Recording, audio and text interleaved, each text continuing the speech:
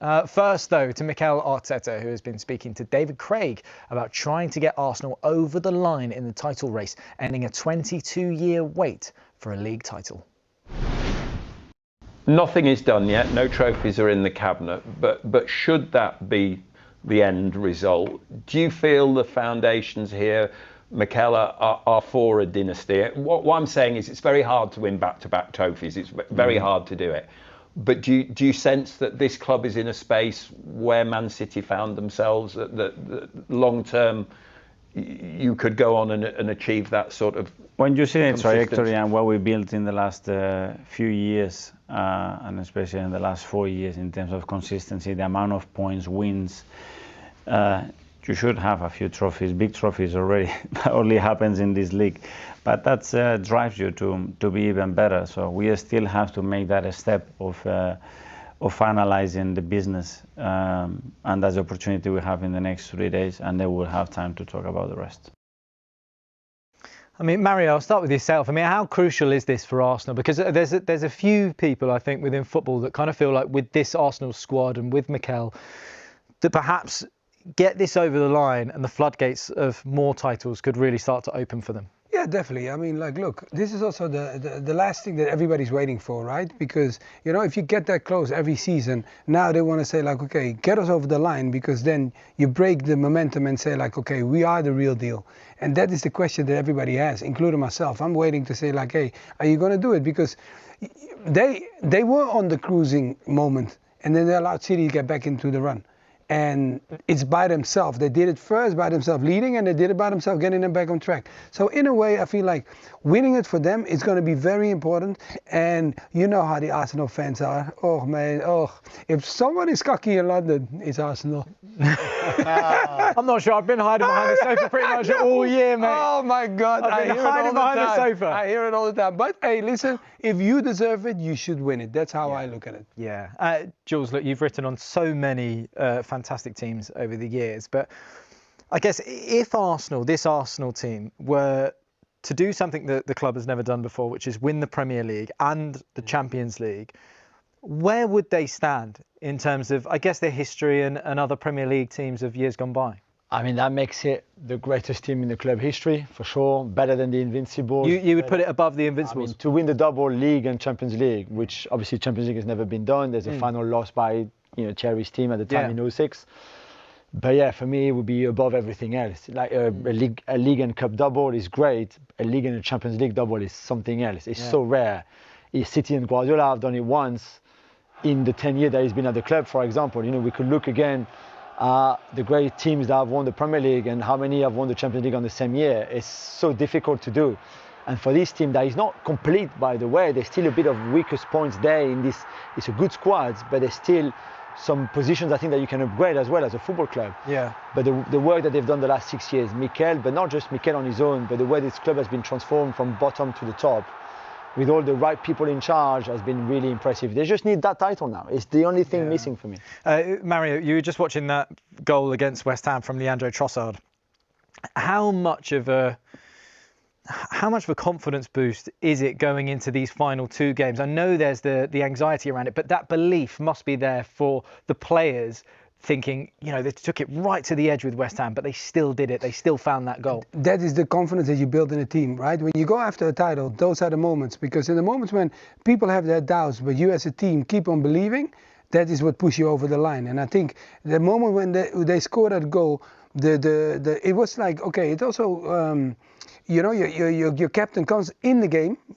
He arrives in the game and people saying like, oh, he's playing safe. He clearly wasn't safe in that moment because he turned back, had the dribble, plays the 1-2 and then cuts it back. So at that moment, he also opened the books for others to say like, listen, maybe you saw me as safe, but now I'm showing you that I'm the risk taker because I came on this field now to make us win the game. And he clearly won the game for them. You know, the captain comes on and he did that. So in a way, like winning titles, is that what you just said? The belief has to be there, and sometimes it doesn't have to look beautiful, my friend. You just have to win.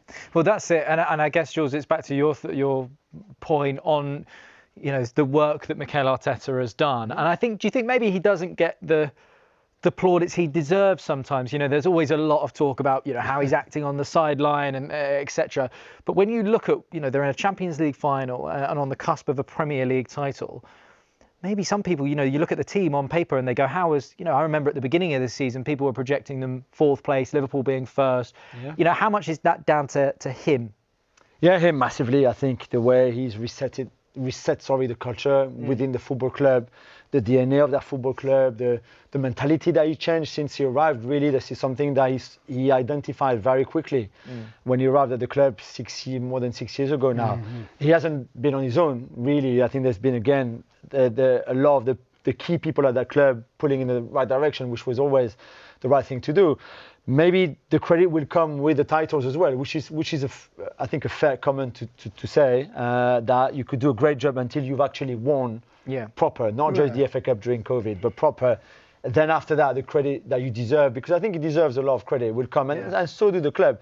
But the character that they showed this season, the last-minute equaliser against City at home, the last-minute win away at Newcastle, that win against West Ham where the pressure is so high, it's there. And even when you went through a tough April, when you were not playing well, not winning, to still be 2 points clear now with 2 games to go, I think even the players deserve a lot of credit for that. Yeah, well, I'm sure this is an image that's been shown so much, but let's just take, once again, a look at that fixture run between the two sides. Because, Mario, there's a question that I wanted to ask you, right? So, Arsenal, let's say, for argument's sake, they get through the test of Burnley at home on Monday. How many of the Arsenal players might be saying to themselves, shall we meet up to watch Tuesday, Bournemouth versus City? Do you think they'd say that? Because there's a chance that, something happens there, they win the league on Tuesday. Yeah, but what the thing is, I don't know, like, if I go back to my own experience, you understand, I didn't win it in England, but I went back home. But going back home, it was like, you always keep your eyes on what the opponent does. You understand? You don't want to do it, but you're doing it. Because it's something that happens to you is without you want to do it, but clearly after the game you're like, hey, you know something? Something? It just happens. Yeah. And trust me, if you're my teammate, you're getting a text if they lost. I'm like, dude, have you seen? Do you think some of the players might meet up and... Definitely. Yeah. Do you think that would be the... Well, you never know. If you look, okay, if there's a chance that you're champions, you have to. I mean, it's okay. Yeah. If it's not happening, it's not. What team? If I hang out with you all the time, you think I need to wait till I see you? No, we are seeing each other. Even if you don't want to see me, you're making time for me. And you're not going anywhere. I'm saying, like, dude, we're watching the game. Come on. Yeah. You're gonna be okay, Mary. Okay, let's work. And then you are. Yeah. If there's a chance that you're the champions that night, you have to be together. Yeah. Okay. And Jules, are you at the game or for Arsenal versus Burnley? Will you be there on Monday? I've got my French radio show at the same time, so I will be like watching on the screen, but I can't be at the stadium. But I know. Obviously, you've covered a lot of Arsenal matches, and you know the vibe at the Emirates. I mean, how important is it still going to be? Because I think a lot of people have almost. I think Mike Jackson, the Burnley manager, came forward and he kind of spoke about it, saying, "Look, we're not here just to be rolled over. We're going to give this a good go."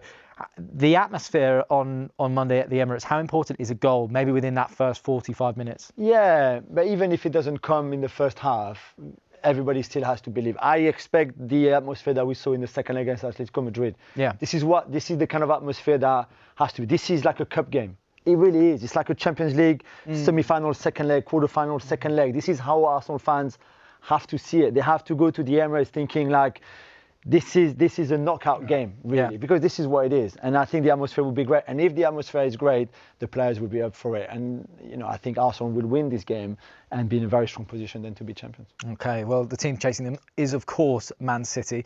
And manager Pep Guardiola was asked the question today on whether or not a potential cup double, the League Cup and the FA Cup, would that be seen as a successful season? It's what I said before. It depends on the value that the season is good or bad. It depends on the trophies you lift. Sometimes you don't lift trophies and the season has been successful. Sometimes you live and the season was really, really bad. So I said weeks ago, the season has been really good. Really, really good. I think this is the 24th time you've been as City manager to a final or semi. Does Wembley still have that kind of magic for you when you go down there for a final? I'm so disappointed English football don't make a stand to Pep. You know that. So many times I've been there, at least a lounge or a box or something like that. So maybe I'll go 24 more times. Has been a special place, definitely. Since Barcelona '92, when we won the first Champions League with my club, and you know, and after with United, the second time Barcelona as a manager, and many times since I'm here, you know, giving there semi-finals, finals, win, lose, lose, win. So yeah, it's really good go to Wembley again. I mean, Pep just absolutely loves the FA Cup. He really, really does. But Mario, very quickly, on their game against Bournemouth on Tuesday, emotionally, as a player going into that game, obviously there's so many fans that are already saying, oh, they're going to drop points there, they're going to drop points. Does that fire the players up more, or does that put maybe a doubt into their heads, do you think? No, it just, what it brings into players is, you know, the season is not finished. That's what it brings into your mindset. But you know that you're going to a hard game, because it's a team that can, you know, by surprise, if they turn up, Bournemouth, they can give you a hard game. But if it's not the case, you can, you know, overrun them. And I think what he said was really interesting. It's just the period where he is right now. It's just, he is so experienced. Like when he talks, if you listen to every word he uses, it's almost like he doesn't think about it, because he knows, he technically knows what he's saying. But it's just beautiful to hear how he makes a joke, then he tells you the truth, and then he says how he wants you to think. Yeah. It's a masterclass. It's a masterclass, my friend. It's like he's playing chess with all of us. Yeah. If you're not playing, I'm telling you guys, if you don't have that, then you know you're watching something wrong. Yeah, very good. Kobbie talking to Pat Davison there. Mario, I saw you know, agreeing with a lot of what Kobbie was saying, but do you think it would have just been absolutely criminal to let United see Mainoo walk out the door and leave this squad? Yeah, you know why I nod my head is because he went to similarities as any footballer went to, and some people have to understand, have to understand. The kid is that young, and going through that with playing all the time, and then someone takes you out of the team, and I can guarantee you that manager, you understand, gave him the feeling like almost you don't exist. And as an individual, that's the hardest thing. I'm talking now. Not being a footballer and you're working somewhere and your boss makes you feel like you don't exist. Yeah. That's very difficult, huh? Yeah. And then he has to stay calm. He's emotional. It's normal. I would be emotional. Everybody would be emotional. But then he stays calm. You talk to your family, and I can guarantee you, someone in the family will say like, "Oh, this guy is crazy.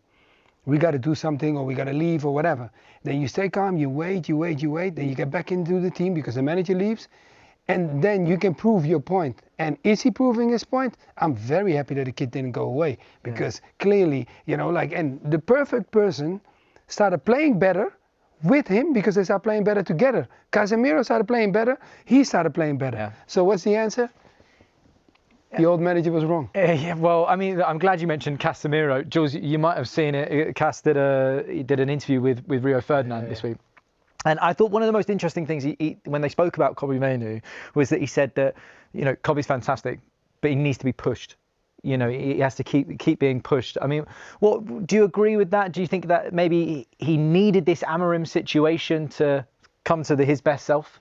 I'm not sure he needed that, really. I think Amorim gave up on him once he felt that he didn't fit in that system with the back three. And like Kobbie explained in the interviews, it's fine. Sometimes you just don't fit in what the manager wants you to do. Yeah, that's one thing. The other, and not even bringing him on, for example, as a sub, I think you just gave up on him, which is wrong, because I think managers also need to find a way of getting everybody involved. And there's a player there in Mainoo, we all knew it. Yeah. And I'm sure Amorim could have used him a bit more than what he did. So being pushed, sure, some players need to be challenged. Sometimes it's the stick or the carrot with a lot of the players, right?